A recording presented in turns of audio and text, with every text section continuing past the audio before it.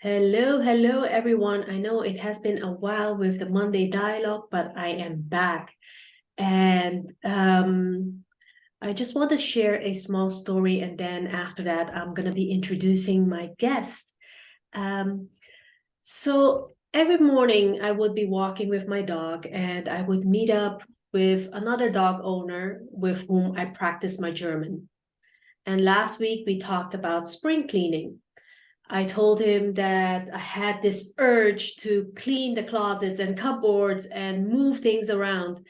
And I am encouraging the whole family to do the same as well. And I wanted to even change a chair from one side to the other side. And then he said, yes, I actually had the same thing with his store in Hamburg. He asked his assistant to move things around as he was actually taking off all the different Christmas decorations. Now, I've even learned a new German word, which is called Frühjahrsputz, which is spring cleaning. So probably maybe it's due to the new year, or it is maybe because I was taking off the Christmas decoration, or even because it was full moon last week. But both of us actually had the urge to clean up and change things around.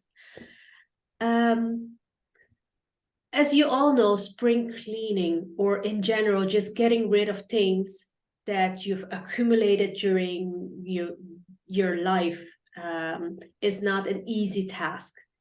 I believe that it's especially if there's emotions attached to those belongings, right? So whether it's a piece of clothes, or whether it's a birthday card, or whether it's a drawing from your children, or any other items, I can imagine that sometimes we all need a Marie Kondo to assist us. Now, Marie Kondo, for the ones that don't know, she's known to be the tidy expert from Netflix series, Tidying Up with Marie Kondo, and her KonMari method. Now, today I have a special guest who I met through Expat Project, Nazanine Eslamdoust. I hope that I'm saying your surname correctly. Yes, is a French Iranian living in Hamburg, Germany since 2006. She is a KonMari Declutterer and Home Organizer. She is passionate in helping people to get freedom from the physical and emotional clutter around them. After this process, you will actually feel free and light and have more energy and time to focus on what matters to you. She's an expert in what she does, and Nazanine can help you transform your home and your life. Nazanine, welcome. Welcome to the Monday Dialogue. Hello, thank you very much for having me. So, my question to you, actually, just out of curiosity, so how did you decide to become a KonMari consultant? Yeah, so it's a little bit a longer story, but in 2016 approximately, I always, let's say the other way around. So I'm a very organized person. I was always organized as a kid, but somehow I didn't get the memo. You have to let go of things. So in 2016, I was in a place in my life. I just got divorced, and I met my current partner, but my home was, I always say, it was full of very organized stuff. So at that point, I did some change, and my sister actually recommended me the book, Marie Kondo's book, The Life-Changing Magic of Tidying. So I read it, and obviously I loved it, and I put it into practice pretty fast. So, and it really did change my life. And I've been living with the method since then, and everything that it brings. And then in 2021, I wanted to change my career. I had a job and I really didn't like it, so I really wanted to be self-employed. And then I saw a little bit coincidence that Marie Kondo was offering her certification process online because of Corona. And I was like, you know what? That's a sign. I'm going to do. I registered like right away almost. I think I thought about it one night. And I said to my partner, I'm doing it. That's perfect for me. And yeah, so I began the certification process in July 2021, and I got officially certified in January 2022. And yeah, it's just knowing how life-changing it can be, because I had it too, and that's why I really wanted to give that. And I'm a very passionate feminist, and I love to see what happens, because most of my clients are women, and I really love to say the transformation, and then to see them, I always say to see them kick life's butt, after we're done, because they have so much energy, and they're calm again, they're collected, they know what they're doing, they have their life under control, which they didn't before. And I love to see that. It's something that's yeah, motivating. So what do you do as a KonMari consultant? How do you transform, your clients, like you explained it? So how do you do that actually? So it's a pretty, I don't want to say the on the paper is kind of a basic process. So what we do is that when I get a client, we first have a discovery call, and then we talk a little bit, they explain to me what they want to do. And if we have the feeling that it's a good match for the both of us, then excuse me, we decide on a plan. So for some clients, it's just one session, because it's very focused on maybe the closet most of the time. But I also have obviously clients with whom I go through the whole process, through the whole home. And then when we do that, we we decide on the number of sessions, which really depend on a person, and on the size of the home, and maybe the size of the clutter, I want to say. And then maybe also an important point, when you do the KonMari method, we work in category and not through room. So there is an order. It's clothes, book, paper, what Marie Kondo calls the kimono, which is basically everything else. And then at the end, the sentimental. So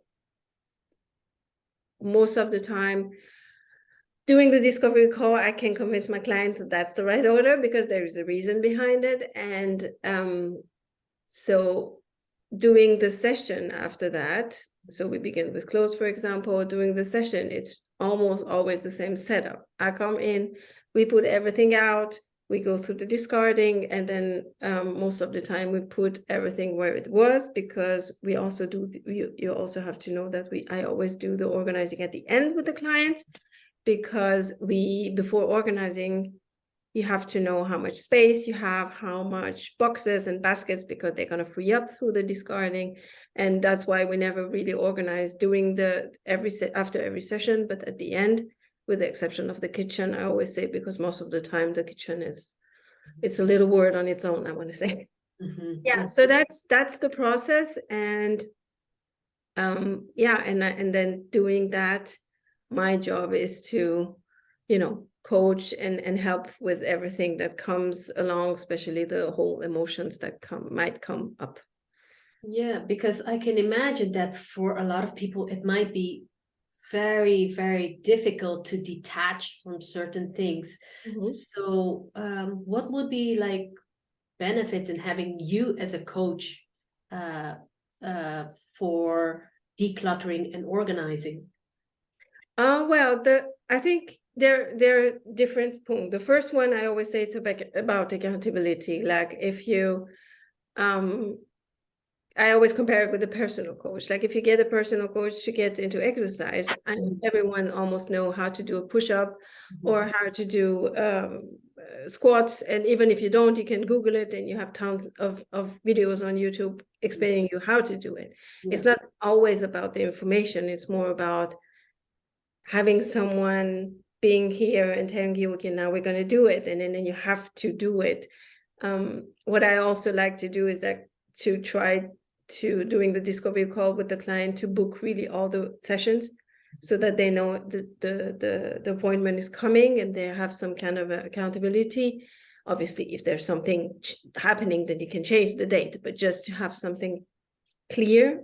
Mm-hmm. And so that would be the first one. The second thing is there's also kind of an overwhelming emotion even before beginning. Like there are some people that really get, okay, how I'm going to do it. There's no way in on earth I can do that. So it's also to be the person that stays calm and tell you, like, have a plan and know how to do it, and helps you also stay organized, I want to say, doing this discarding, so that you know everything is where, and like really helping, because that's what I do and I know how to do it. Mm-hmm. And the third one would be also through my experience and everything that I learned and know, is helping really going through the emotional knot, I want to say, like when you hit that one item that has so many emotion in it, to get through it and decide if you want to keep it or if you want to let go of it. And even if it's not something sentimental, but sometimes it still has some emotion in it. So it's because it's a process of going through your life, kind of like, it doesn't matter how old you are. When you do the decluttering, you basically going through everything that you have in your home and accumulate it through your lifetime. So it can be very emotional. And so I'm here to keep as we say in French, to keep the cold head and help you, and maybe ask the right question and help you also decide, or better to say, help you learn how to decide. Mm-hmm. Mm-hmm. So, you know, can you, like, why is it essential? Because maybe some people don't understand why it is important for you to actually declutter and organize. Mm-hmm. You know, can you maybe, highlight this to our audience here? Like, why is it essential to have, to really declutter and organize yourself? Yeah. So there's lots of reason or benefits to do it. So the first one is obviously just the space.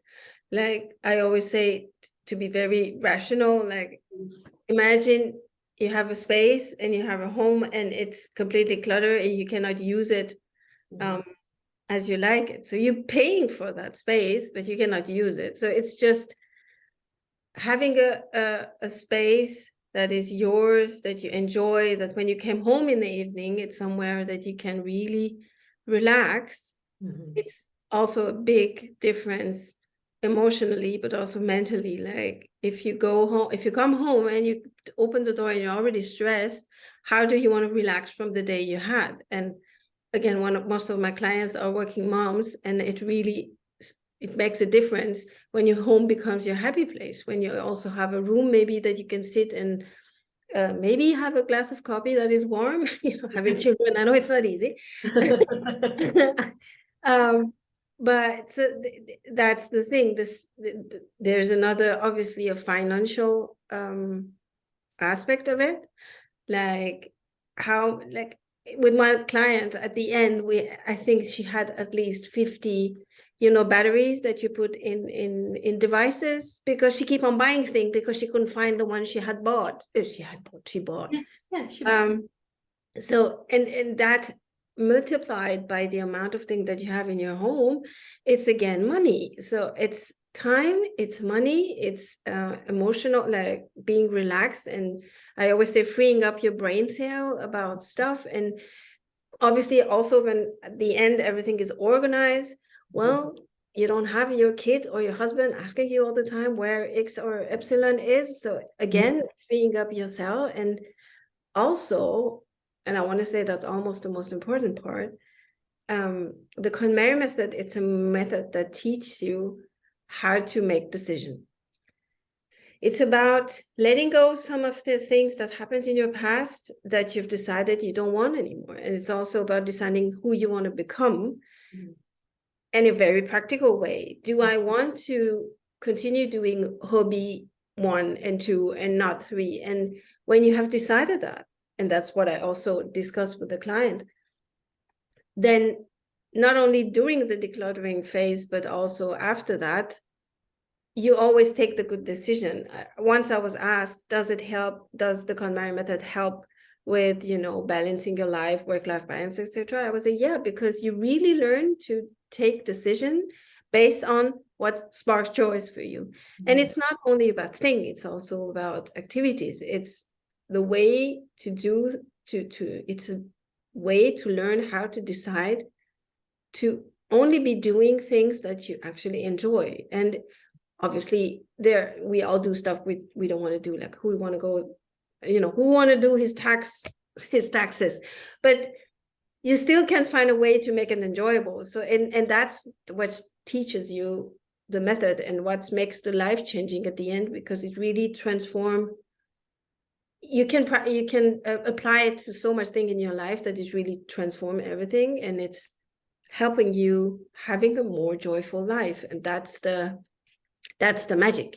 Mm-hmm, mm-hmm. Yeah. I'm just like curious, right? Mm-hmm. So what was the biggest transformation that you've seen so far with your clients? I think it's not the biggest in like it would be like pictures, impactful, but I loved it. One of my clients had a very cluttered apartment here in Hamburg, and she was like, oh, but you know, I'm not gonna move now. I want it, but I'm not gonna, but I want really to make that place that I'm in really enjoyable. I was like, okay, then let's go. So we did the whole process, and we really went to everything in her home, and at the end she moved. But it was really nice to see, okay, we did the decluttering, and then she gained such clarity in her life that she was like, I think she was like, I have to move. It's not the place that I can enjoy, even if it's decluttered. So I'm going to let go of this place and I'm going to find another place. But it was so nice to see, okay, because we did the change, because she wasn't stressed that much, because she had more time for herself, or more free time.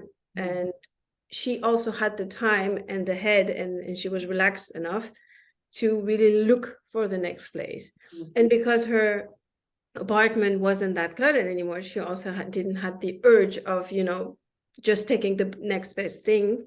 She really looked for a while, and then she found a better place. And little cherry on the top, because we decluttered, she had less things to move also, so that was very good. But that was really nice to see that we did the thing, and then she got the clarity, and then she was taking decision for her life like pretty easily, because everything was kind of clear. Yeah, the clarity is there. And then I think it's also I always like find you know, when someone is not at ease, when you start to get that peace within, then you would be able to have that clarity.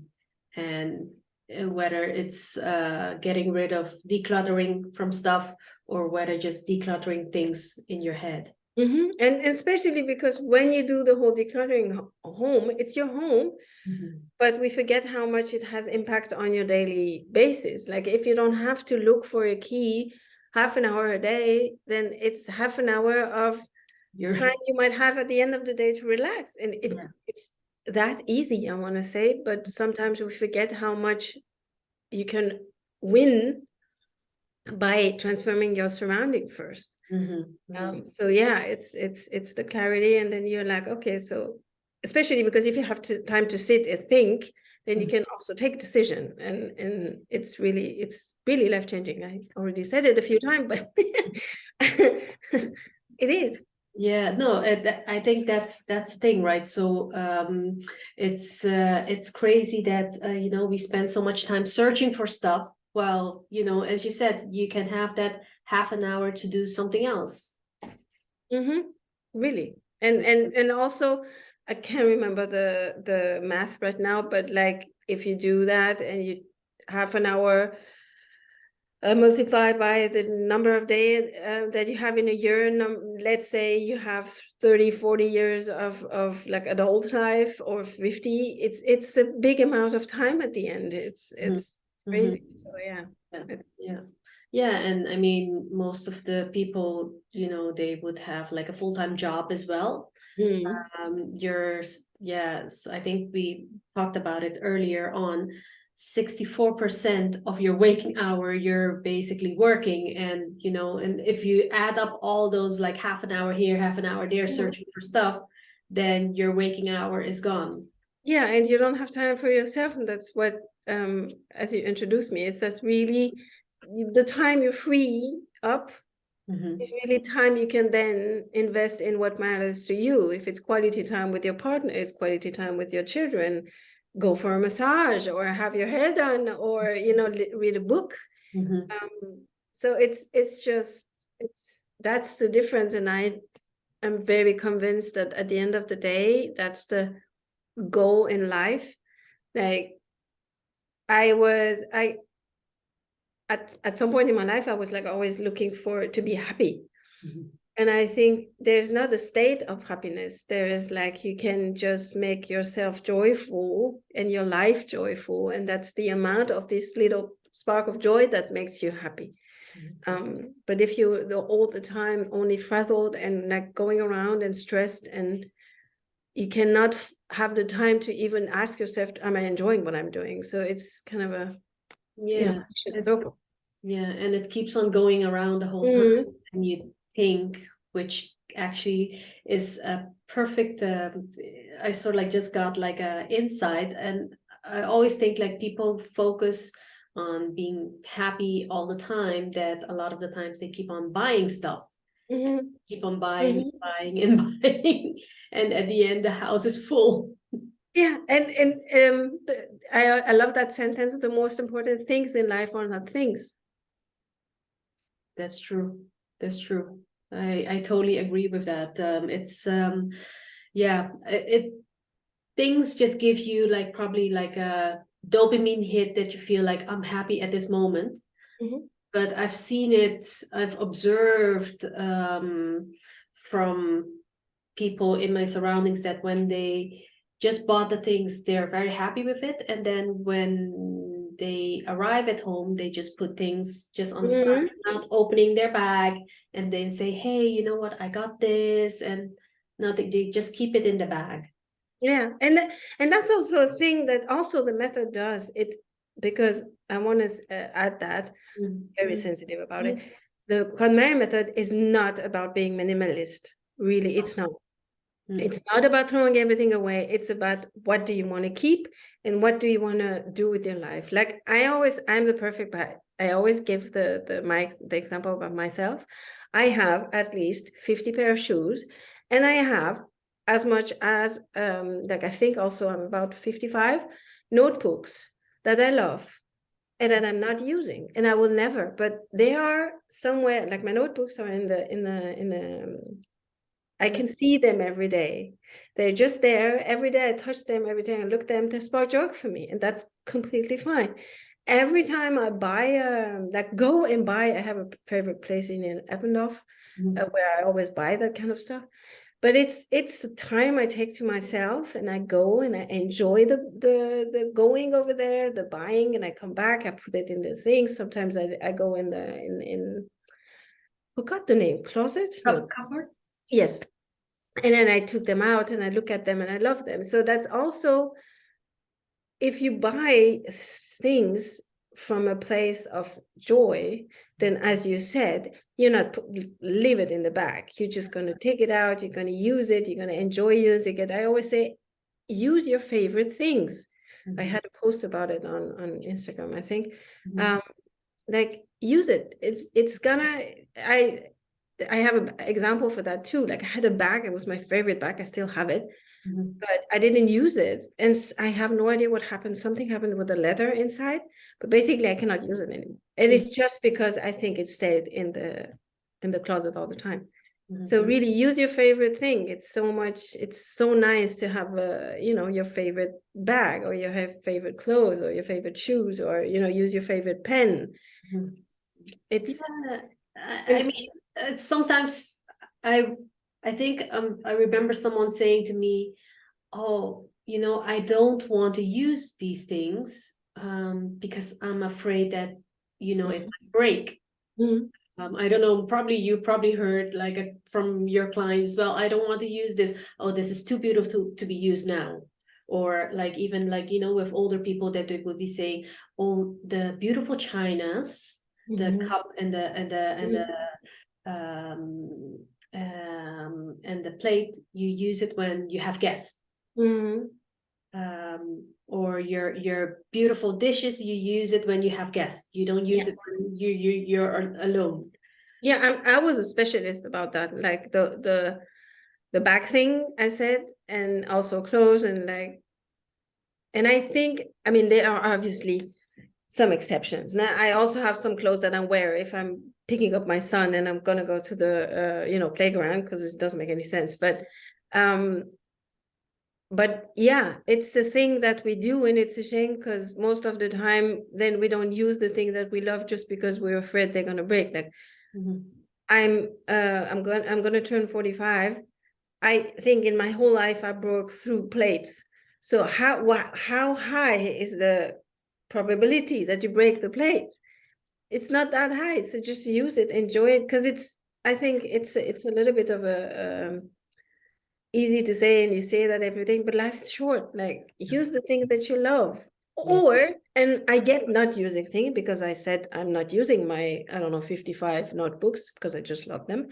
But then put them somewhere that if they really spark joy for you, then put them at least somewhere that you can see them and enjoy them, and not, in a box that no one sees. So there's the two alternative, I want to say. But Yeah. yeah. Yeah. But just now you touched on something very interesting, and I wanted to go a little bit more in depth into it. You talked about minimalism. Sorry, my tongue just got stuck. Minimalism. It's a hard word. That people started to become minimalist, and you have people that they would buy stuff all the time. I just think like in this day and age, probably it's trying to strike a little bit in the middle. What brings you joy, and try to keep it not well to the minimum, but still like, whatever that makes you happy, right? Exactly. And that's the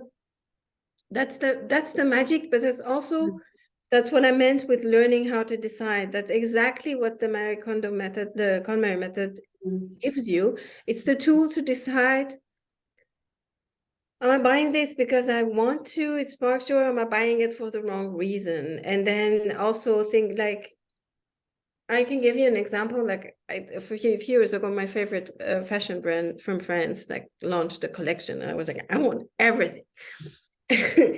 And I had really something with the dress, because I really loved this dress. It's such a beautiful piece. And I had it in my cart, and then out of my car, in my car, out of my car.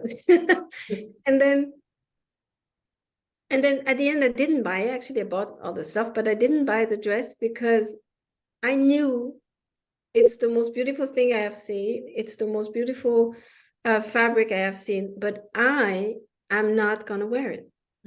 It's not me. It's not me enough. It also, it was white. I'm not gonna be able to wear it the next until my son is, I don't know, 10, and he's 3 right now. So I love it. I love to look at it, but I think if I buy it, it's gonna stay in the closet. I don't think, I know if I buy it, it's gonna stay in the closet, and I'm never gonna use it. So, and it wasn't cheap because that brand is only producing in Europe, and they're also producing small amounts. So it's the actual price of fashion, which we almost forget. So I was like, you know what? I'm not going to do it. They're going to have other collection, and I'm going to buy something that is really me. But that, I wouldn't have never had that, take that decision for before Marie Kondo. Never, ever. I would have just bought it, and it would have stayed in my closet, and I would love to look at it. Yeah. That would have been that. But that's what you said. It's just that middle, because I don't have that kind of thinking when it comes to notebooks. I just buy them because I love them. But it's the balance between the books and the notebooks and the clothes and other things that you might have, and that's what you learn, and that's what's life-changing. It's because you know how to take, because I always say I don't really like minimalism. It's a little bit extreme, but because I think the idea is not to have as, how do you say in English, as less as possible. It's not about that. That's not the goal. If you reach that point, fine, but it's not the goal. And most of the time people think, if you're a KonMari consultant, I just want to make you throw everything away, which, it's not the point. So but there is obviously some very nice theory into the minimalism also, but it's just yeah, it's trying to find that balance, what suits you best, right? Exactly. So it's not about like, you have to be one extreme to the other extreme, but it's always finding what suits you best as well. Yeah, I'm a very big lover of I love to have rules and then to apply it in my life when it suits, how it suits me. And that's what I try also to do with my clients, because the KonMari is a method, but obviously you have to put the method for that person, given their home, their family life, or their not family life. Do they have a pet? Do they have a kids? Do they have a partner? Is that a mixed family?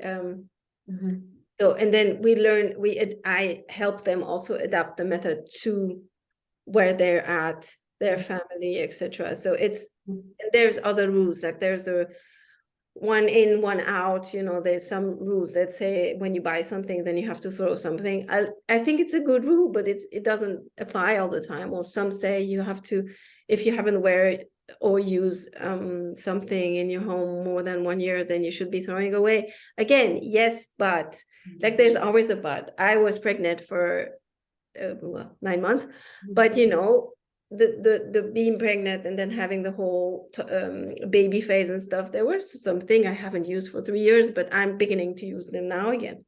So it's every rule always has a but. Yeah. And that's cool. I think I like that too.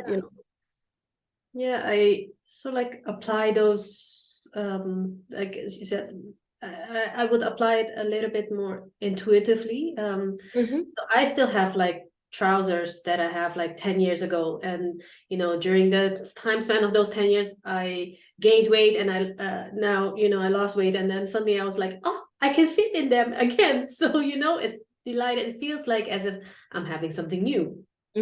Exactly. Yeah. But if it works for you, like if there are some people that have the clothes that doesn't fit them anymore, doesn't matter how, if it's because they lose weight or gain weight, but for some, then it's a big weight actually.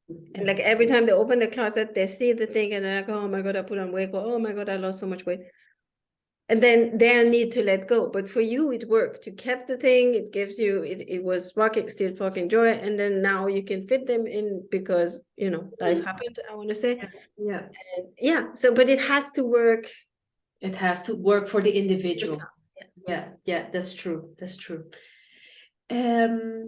So who do you help actually, Nazanine? So who are the people that you would be helping? Well, everyone who wants to, but right now I'm especially helping expats, because I think, first of all, because of the language, I think it's really a very personal process. And I think if the people that I'm helping are not able to use their own language, let me turn it the other way around. It's a benefit to be able to talk your mother tongue. Obviously, English is not mine, but I think I'm not that bad at it. But for the people to be able to, speak in their own language, or at least a language they're comfortable in, because we all know how hard German is. And also I have I'm an expat myself, so I have the kind of the experience on how it is, and then you always have a bag of stuff you have to take to your mother the next trip, or to your sister through the next trip, so you have to store them, and or that you have to store some food product you brought back from your home country because you cannot live with them and you cannot find them here. So there's some specificity about being an expat also that I know of. So so right now I'm helping most of the expats in Hamburg, but also in Germany, because I work both face to face, like in your home, but virtual session are also very possible and works very good. So where and when can people get in touch with you after this interview? Well, I have an Instagram channel, and obviously I have a website, but if you're interested, if the people watching the show, I wanted to say, the interview, are interested in the KonMari method, I have a guide with the method explained, and lots of inputs and tips, and it also has a checklist for the decluttering. So you can have that, and then to get it, you would sign up for the newsletter, and through the newsletter you would stay in touch with me, and can write me an email anytime. I will. So for the audience and our viewers, I'm going to be adding this link in the comment box below after the interview. So just so that you can get in touch with Nazanine, and then maybe ask her those questions, those burning questions about how to detach emotionally with the items that you want to declutter. Now, the last question for you, Nazanine. So what would you say to your younger self now that you are a little bit older and wiser? What would you say? I think there are three pretty known, I want to say, things, but the first one would be just do it. The second one would be, and to steal that from Mel Robbins, no one's coming. You have to, put up your sleeves and just do it. And the third one was also to quote Emma Thompson, stop losing so much time thinking about or worrying about how you look in your body and etc. Your body is your temple. It's just a beautiful thing. And move on and do things and worry about the important thing in life. Yes. Wow. Nazanine, thank you very much for this interview. I actually really enjoyed it, and there's so many other things that I want to ask you, but we can do it maybe like a part 2 for the next time. Yes. So I hope that you have enjoyed it as well. And would you like to give any last word before I close off the interview? Well, first of all, thank you for inviting me. I enjoyed it a lot. Last word, declutter your home, people. You're gonna see the difference, feel the difference, and it's really life-changing. And if you have any question or need any help, just contact me, and we'll see what I can do to help you, or just do it. Yes. Beautiful. Now, after watching this and listening to our interview, myself and Nazanine would like to know what are the 3 takeaways that you have from this interview. Please let us know in the comment box below. And other than that, I'll speak to you the next time, and wish you an amazing week, and bon simang to you all. Until the next time. Bye. Bye.